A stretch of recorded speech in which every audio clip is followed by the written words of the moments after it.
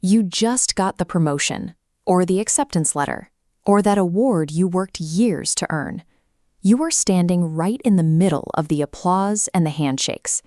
But right when you are supposed to feel proud, a quiet voice in your head speaks up instead. It says, "They're going to find out. Find out that you got lucky, that you've been faking it the whole time, that the massive gap between what these people believe about you and what you actually know about yourself is enormous, and any minute now someone is going to notice."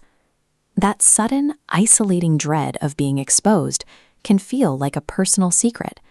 But if you recognize that voice, you are part of a massive group.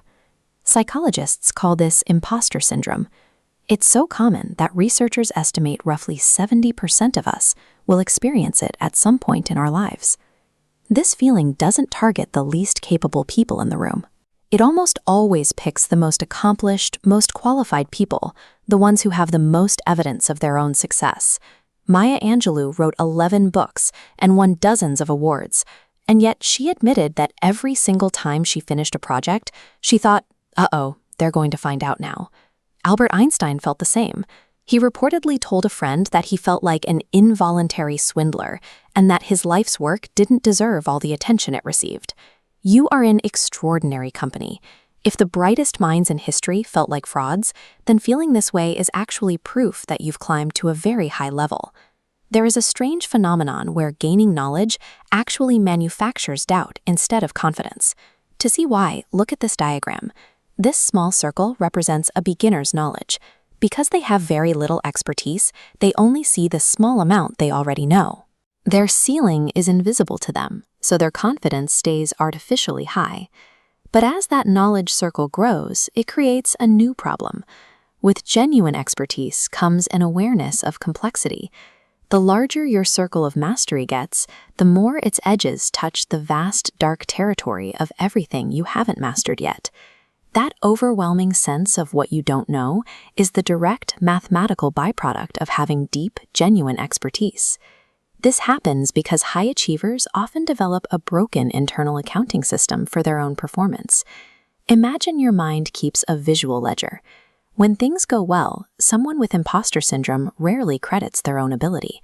A massive win goes onto the ledger, but it gets crossed out and moved to a column for things like luck, timing, or kindness. Failures are treated with a different pen. When a mistake happens, it goes on the ledger in permanent marker. It stays there as evidence of a fundamental inadequacy, weighing down every other achievement. Because every success is explained away and every failure is held onto, the psychological math never balances. It makes it impossible to feel like you've truly earned your spot. This pattern was first identified in 1978 by psychologists Pauline Clance and Suzanne Imes. They noticed that even with advanced degrees and professional recognition, highly successful people consistently believed they had just fooled everyone. Clance found that this fear shows up in 5 distinct ways. The perfectionist sets impossibly high standards. If they hit 95% of a goal, they view it as a total failure because they focus entirely on the 5% gap. The superwoman or superman chronically overworks to compensate for feeling like a fake. They find it almost impossible to rest without guilt, fearing that the moment they stop is the moment the mask slips. The natural genius measures competence by ease. If they have to struggle to master a skill, they take that effort as proof that they lack real talent. The soloist refuses to ask for help. They worry that asking a question will expose a gap in their knowledge and unmask them as a fraud.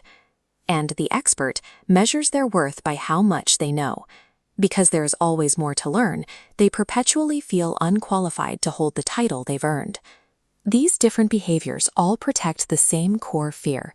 If people really knew me, they would see I don't belong here. The qualities that make you vulnerable to this anxiety are the same ones that make you effective. Think about the traits driving that doubt: the self-awareness to admit fault, the humility to keep learning, the conscientiousness to over-prepare, the sensitivity of a thoughtful collaborator. These capacities for self-reflection and care are exactly what the genuinely overconfident person across the room is missing. You can manage this by naming it out loud when it happens, saying, "This is imposter syndrome," creates a gap between the thought and your response, giving you enough space to choose not to believe it. You can also build an evidence file. Keep a folder of concrete wins, specific feedback, and facts. When the doubt hits, you have a corrective anchor grounded in data rather than feeling. The ultimate goal is to stop letting the doubt veto your actions. It's about sitting in the seat, giving the talk, and publishing the work, even while the voice is still present. You did not trick anyone into giving you your success. You earned your position through preparation, effort, and showing up to do the work. The people who put you in that room saw something real. It is finally time to consider that they were right. You belong here.